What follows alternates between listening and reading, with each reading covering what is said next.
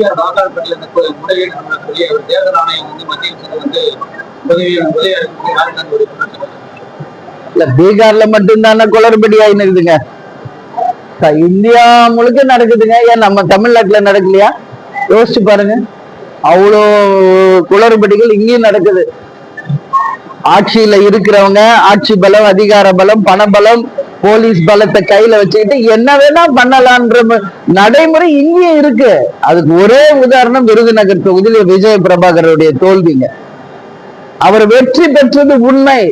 அனைத்து அதிகாரிகளும் அனைவரும் அதுக்கப்புறம் சொல்றாங்க 20,000 ஓட்டு வித்தியாசத்துல அவர் ஜெயிச்சிட்டார். ஆனால் 39 தொகுதி அவங்க ஜெயிச்சிட்டாங்க. ஒரு தொகுதி தான் தோல்வின்றப்போ அதையும் ரிவர்ஸ் பண்ணி அவர் தோல்வி விட்டுறதாக அறிவிக்க சொல்லி அறிவிக்கிறாங்க.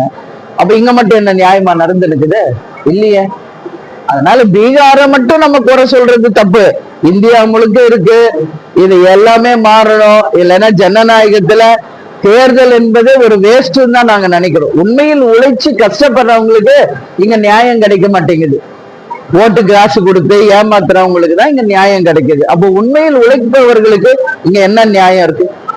இங்க இருக்கிறவங்கள உதாரணங்கள் எல்லாம் தேர்தல்ல போட்டியிட்டவங்க தான். 3 முறை எம்பிக்கு போட்டிவிட்டார் சுதீஷ். என்ன ஆச்சு? இவரு போட்டிட்டு இருக்காரு இடைத்தேர்தல்ல, சட்டமன்றத்துல. என்ன ஆச்சு? இங்க அப்படியெல்லாம் இங்க ஒண்ணும் அப்படியே தேனும் பாலாருமா ஓடுது? அப்படி கிடையாது. பீகார் மட்டும் இல்ல, இந்தியா முழுக்க இதுதான் நிலைமை. இது மாறணும் என்று நான் கேட்டுக்கொள்கிறேன்.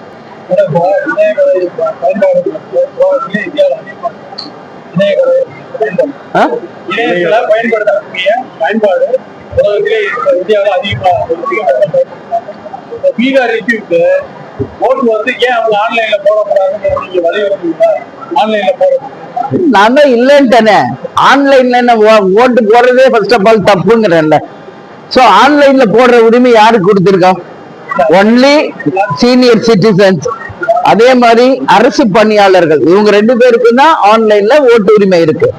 அதை விட்டுட்டு நீ பீகார்ல இருக்கிறவங்களுக்கு எல்லாம் இங்க ஆன்லைன்ல போட்டா அது தவறு இல்ல. அது தவறுன்னு நான் சொல்றேங்க. இன்னைக்கு ஆன்லைன்னு ஒண்ணு வச்சுக்கிட்டு என்னெல்லாம் தவறுகள் நடந்துட்டு இருக்கு நம்மளும் பார்த்துக்கிட்டு தான் இருக்கோம். இன்னுமே பல தவறுகள் எலெக்ஷன் கமிஷன் சரி செய்ய வேண்டியது ஏராளமா இருக்கு. இதுல இது ஒரு புது தலைவிதில்லை. அதனால அது கண்டிக்கக்கூடிய விஷயம். என்ன அவங்க என்ன ரக்ஷா பந்தன், தீபாவளி எல்லாத்தையும் ஊருக்கு போயிருந்தானே இருக்கிறாங்க. அது மாதிரி போட்டோம் போய் அவங்க ஊர்ல ஓட்டு போட்டு வரட்டும். யாரு வேணான்னா ஆன்லைன்ல எதுக்கு ஓட்டு போடுறீங்க? இது நிச்சயமாக தவறுதலுக்கான முன்னுதாரணமா மாறிடும். இது நிச்சயம் தேர்தல் ஆணையம், நம்ம நீதி அரசர்கள் இதுக்கு ஒரு நல்ல முடிவு எடுக்கணும். அது தவறான ஒரு முன்னுதாரணம்.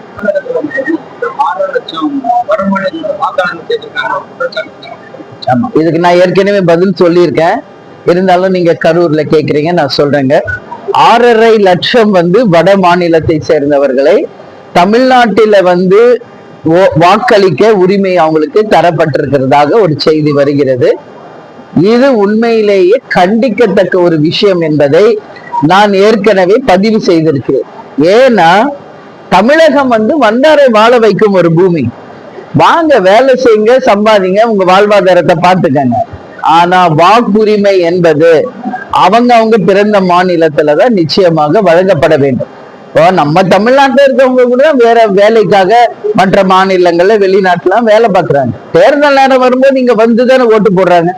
அந்த மாதிரி வட மாநிலத்தில் இருப்பவர்கள் வாக்களிப்பதற்கு அவங்க மாநிலத்தை தான் போய் வாக்களிக்கணும். இங்க அவங்களுக்கு வாக்குரிமை கொடுப்பது ஜனநாயகத்திற்கு இது ஒரு பெரிய கேள்விக்குறியாக ஆகும். எனவே தேர்தல் ஆணையமும் நீதி அரசர்களும் இந்த விஷயத்துல சரியான ஒரு முடிவெடுத்து வரப்போகும் தேர்தல் ஒரு நியாயமான தேர்தலாக நடக்க வேண்டும் என்று தேமுதிக சார்பாக கேட்டுக்கிறேன்.